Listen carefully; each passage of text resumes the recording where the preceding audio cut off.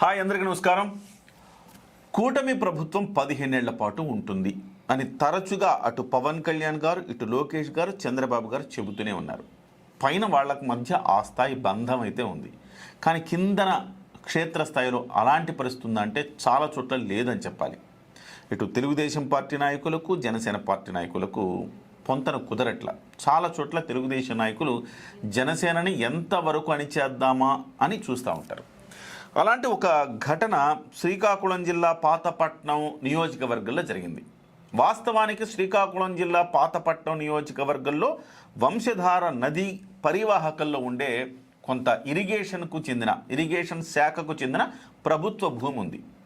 ఆ భూమిలో 2023లో వైసీపీ ప్రభుత్వం ఉన్నప్పుడు ఆ భూమిని ఆక్యుపై చేసి అందులో ఒక గుడిని ఆనుకొని కొన్ని సముదాయాలు అంటే ప్లాటింగ్ వెయ్యాలని చెప్పేసి సంకల్పించారు అప్పుడున్న అక్రమార్కులు.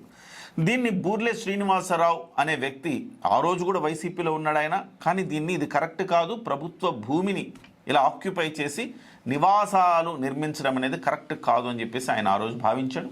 కోర్టుకు వెళ్ళాడు, కోర్టు ఆర్డర్ ఇచ్చింది, ఆగారు.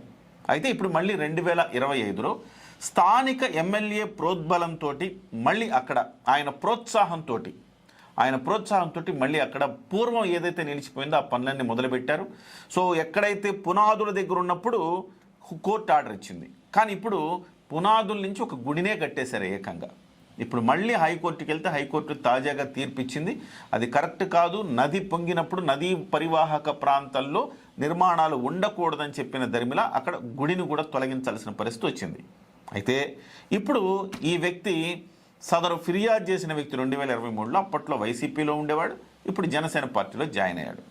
ఇప్పుడు జనసేన పార్టీనే దీన్ని చేయించింది అని చెప్పేసి పెద్ద ఎత్తున తెలుగుదేశం అక్కడ ప్రచారం చేయటం, స్థానికంగా ఉండే ప్రజలు అడ్డుకోవటం. ఒక రకంగా చెప్పాలంటే కొరికాన భవానీ గారు ఆవిడ మీద అక్కడ దాదాపు కొరికాన భవానీ గారు శ్రీకాకుళం జిల్లాలో ఇవాళ కొరికాన రవికుమార్ గారు అలాగే భవానీ గారు దంపతులు జనసేన పార్టీకి ఒక పెద్ద ఎత్తున సపోర్టర్స్గా ఉన్నారు. వాళ్ళు జనసేన పార్టీలో ఉన్నారు. శ్రీకాకుళం అర్బన్ డెవలప్మెంట్ అథారిటీ చైర్మన్గా ఈయన కొరికాన రవికుమార్ గారు ఉన్నారు. అలాగే భవానీ గారు శ్రీకాకుళం జిల్లాలో దాదాపు 25,000 సభ్యత్వాలు చేయడం జరిగింది. సో వీళ్ళ బలం పుంజుకోవటాన్ని భరించలేని స్థానికంగా ఉండే తెలుగుదేశం పార్టీ నాయకులు వాళ్ళ మీద బురద జల్లే ప్రయత్నం చేశారు. అయితే దీని మీద ప్రజల్ని రెచ్చగొట్టి వాళ్ళ మీద దాడికి పంపిస్తూ ఉన్నారు. ఒక్కసారి అక్కడ ఉండే స్థానికులు ఏం మాట్లాడారో విందాం.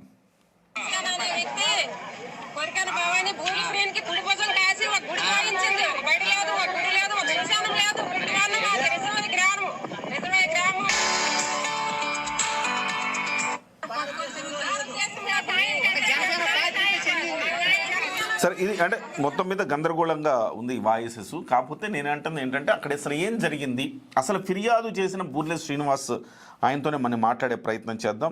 ఆయనే కేసు వేశారు, ఆయనతో ఒకసారి మాట్లాడదాం. నిజంగా ఇది ఏ రకంగా మనం తీసుకోవాల్సిన అవసరం ఉంది, అక్కడ అక్రమాలు జరిగినాయి, అసలు ఎందుకు గుడిని తీసేయాల్సిన పరిస్థితి ఎందుకు వచ్చింది, ఎందుకంటే గుడిని తొలగించడం అంటే మామూలు విషయం కాదు. సో అలాంటి గుడిని కట్టేదాకా ఎందుకున్నారు, గుడిని కట్టిన తర్వాత ఎందుకు తొలగిస్తున్నారు, తొలగించడంలో వైసీపీ పాత్ర ఏంటి, తెలుగుదేశం పాత్ర ఏంటి, జనసేన పాత్ర ఏంటి మాట్లాడదాం.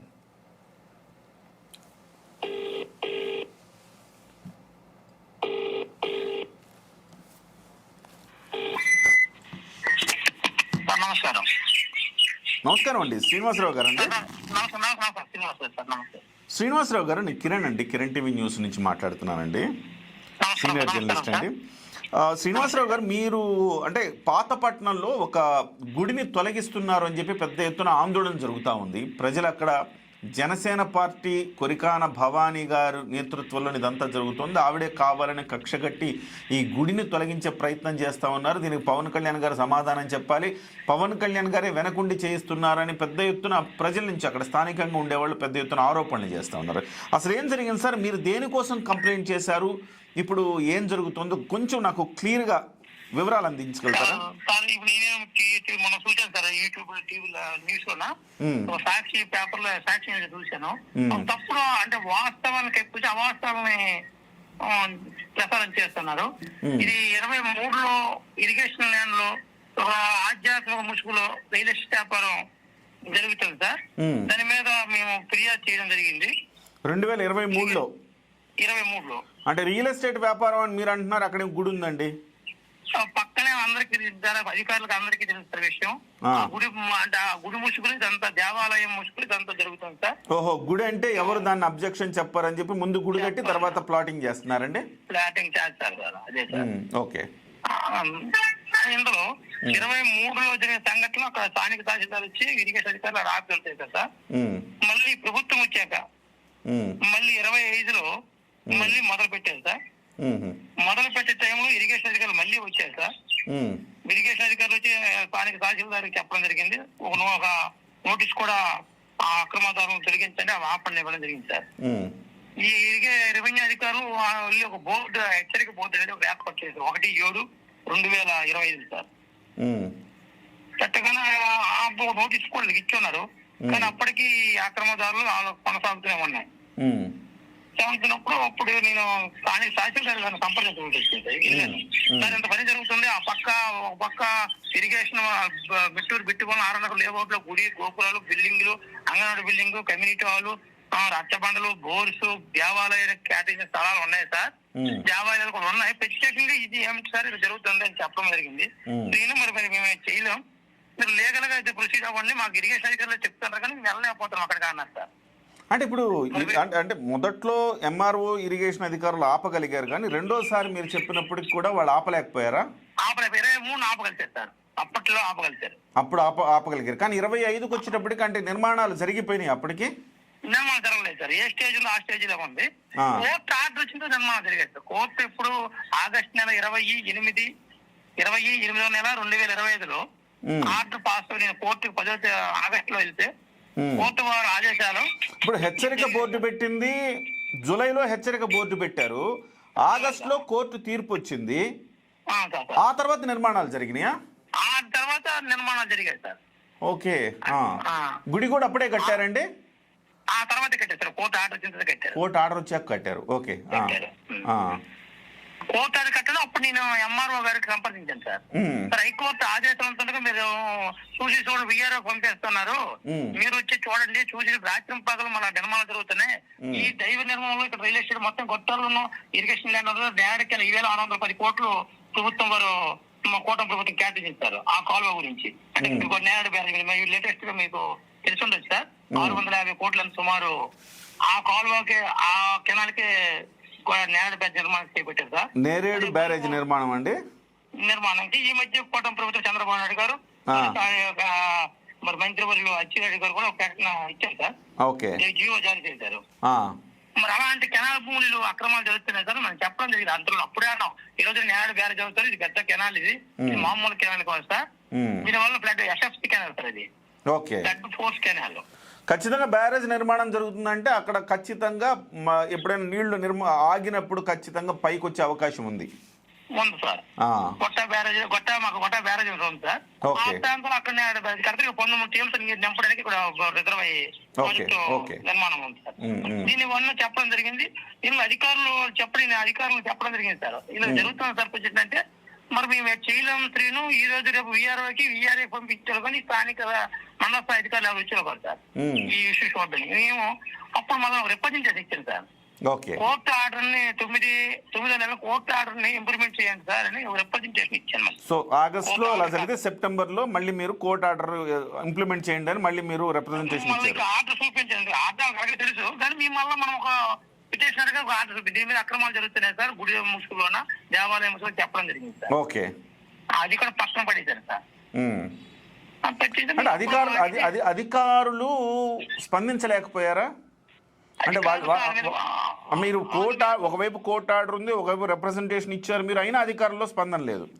అధికారుల స్పందన లేకపోతే వాళ్ళు ఒత్తిడిలో ఉందని చెప్తారు సార్. ఒత్తిడిలు ఉన్నాయని చెప్పారు. ఓకే. చెప్తారు 500 ఒత్తిడిలో చెప్పుకొని ఇందులో వైఎస్ఆర్సీపీ రియల్ ఎస్టేట్ అయిన వ్యాపారి వైఎస్ఆర్సీపీ ఒక అతను ఉన్నారు సార్.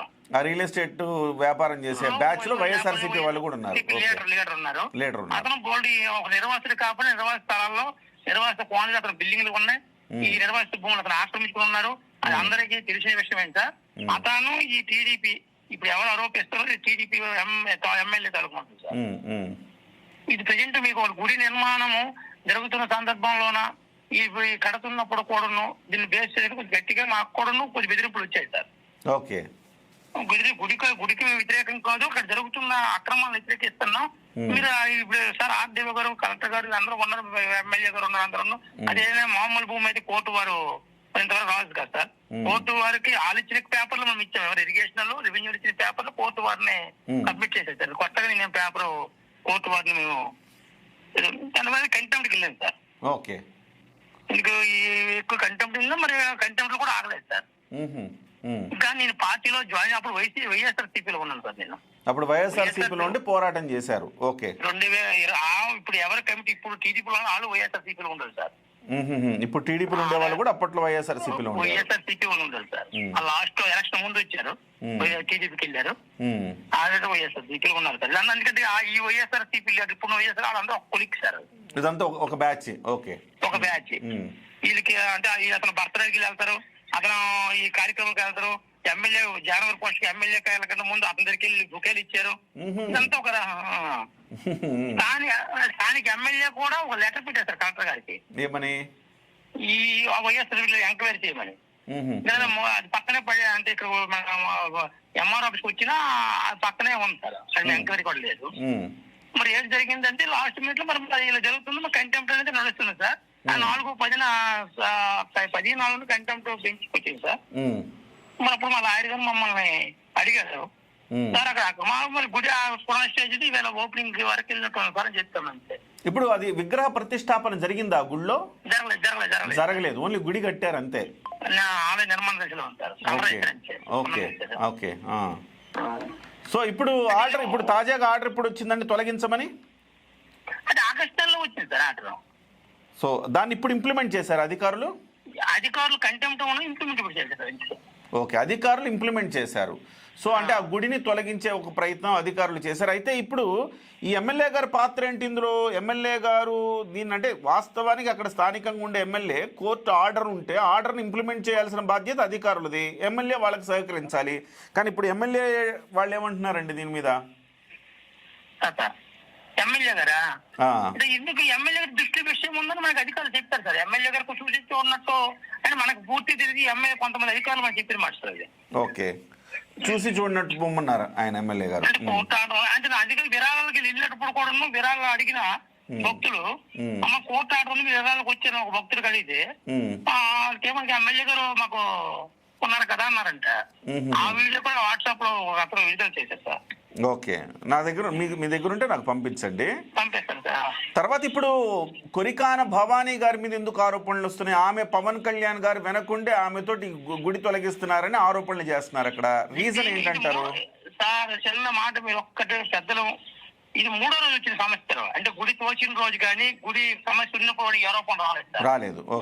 గుడి డిస్మెంటల్ అయ్యి అంటే గుడి కాదు నిర్మాణం గుడి డిస్మెంటల్ అయిన 3వ రోజు వచ్చింది సార్. ఇది ఒక రాజకీయ కోణం అని. ఎందుకంటే మేము పార్టీలో జాయిన్ అయిన జనసేన పార్టీలో జాయిన్ అయింది 2026 ఫిబ్రవరి నెల సార్. మీరు జనసేనలో 2026 ఫిబ్రవరిలో జాయిన్ అయ్యారు. అంతకుముందు వైసీపీలో ఉన్నారు మీరు? అందరూ వైసీపీలో ఉన్నారు. ఈ కోర్టు వ్యవహారం వల్ల వైసీపీలో ఆగస్టులో వేసారు సార్. కోర్టు వ్యవహారం ఆగస్టులో కోర్టు ఆర్డర్ వచ్చింది సార్.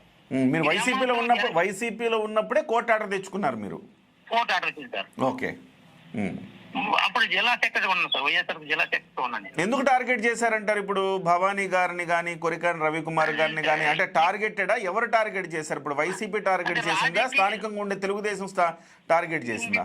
ఇప్పుడు వాతావరణం ఇక్కడ స్థానిక టీడీపీ కొంతమంది వైఎస్పీ టార్గెట్. ఎందుకంటే రాజకీయంగా ఇక్కడ సేవా కార్యక్రమాలు కానీ పవన్ కళ్యాణ్ గారు దగ్గరగా రవి గారు మేడం గారు ఉండడం, ఇక్కడ కార్యక్రమాలు భారీ ఎత్తులో ప్రజల గురించి సేవ చేయడం.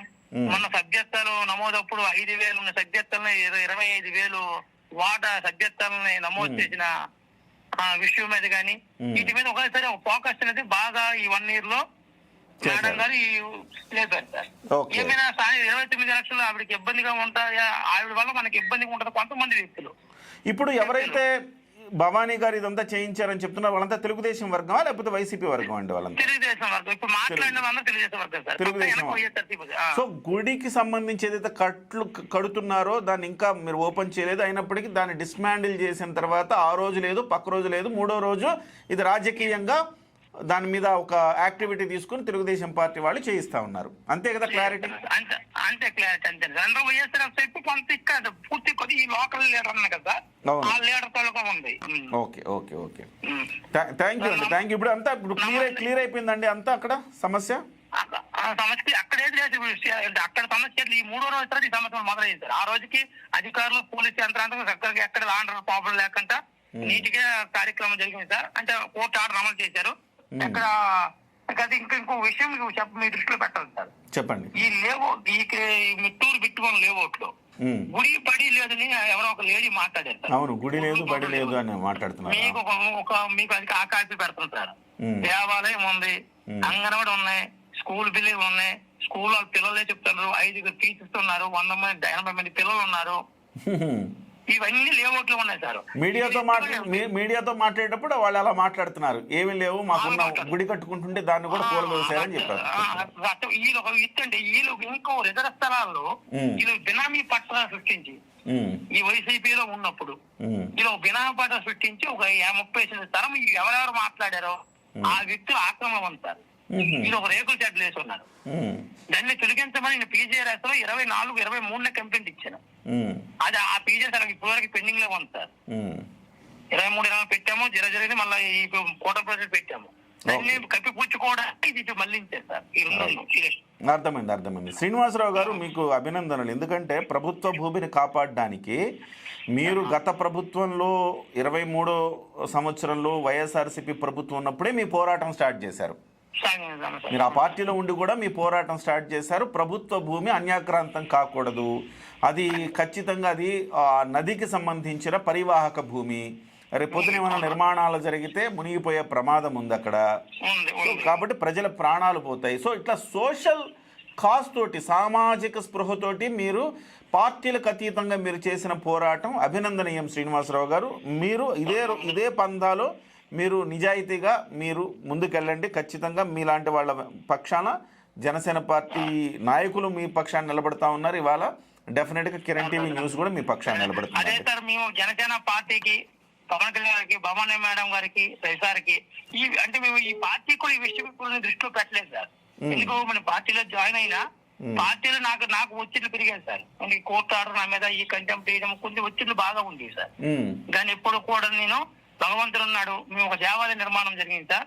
అందులో ప్రజలు 10 లక్షలు ఇచ్చినా ఒక 50 లక్షలు దేవాలయం కట్టాం. ప్రభుత్వం 2,15,000 మాకు సమకూర్చితే మనం ఒక 40 లక్షలు దేవాలయం కట్టాం సార్. బిట్టూరు హై స్కూల్లో స్కూల్ బిల్డింగ్ ఒక 4 లక్షలు ఇచ్చి కట్టాం సార్. మా బిట్టుకోంలో ఒక రచ్చబండ కట్టాం సార్, ఒక వంటశాల కట్టాం సార్.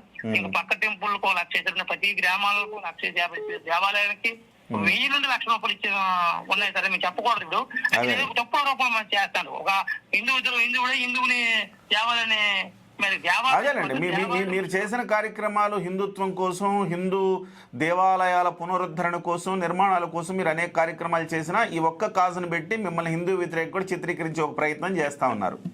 అని మీకు ఒక్క మాట చెప్తారు సార్. ఆ మాట ఏ హిందూ స్వామీజీలు కానీ వాళ్ళందరికీ నాకు తెలుస్తారు. హిందూ బీజేపీ జిల్లా అధ్యక్షులు కానీ, ఇంకా సనాతన ధర్మ భక్తులు కానీ ఎంతమందిని పిలిచినా ఎవరు రాలేదు సార్. ఎందుకంటే హిందూ అయితే బూర్ల శ్రీని ఇలా జరుగుతుంది, ఇది ఏదో జరుగుతుంది ఇక్కడ ఒక ఆలోచన, అంటే ఇక్కడ ఏదో అక్రమాలు జరుగుతున్నాయి అని ఆలోచన ఎవరు కూడా స్వామీజీలు ఎవరు రాలేదు సార్ అక్కడికి.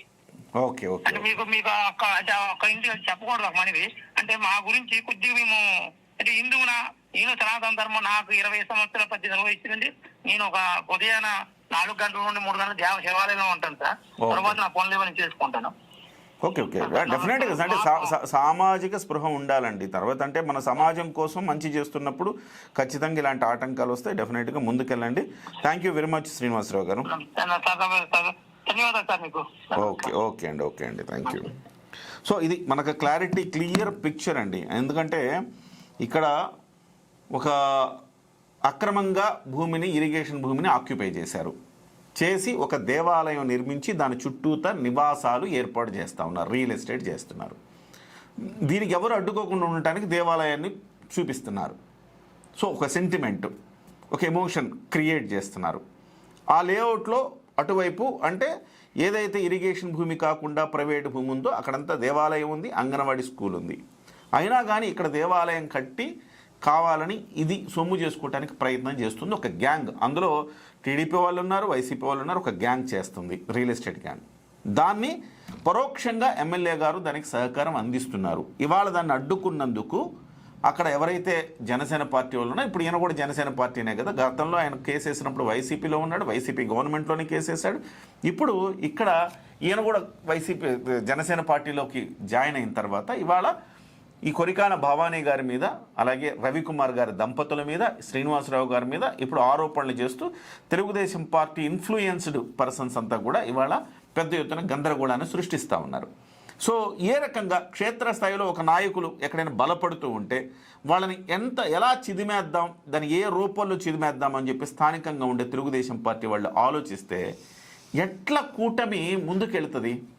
ఖచ్చితంగా ఇలాంటి వాటి పట్ల అధిష్టానం జోక్యం చేసుకోవాల్సిన అవసరం అయితే ఉంది.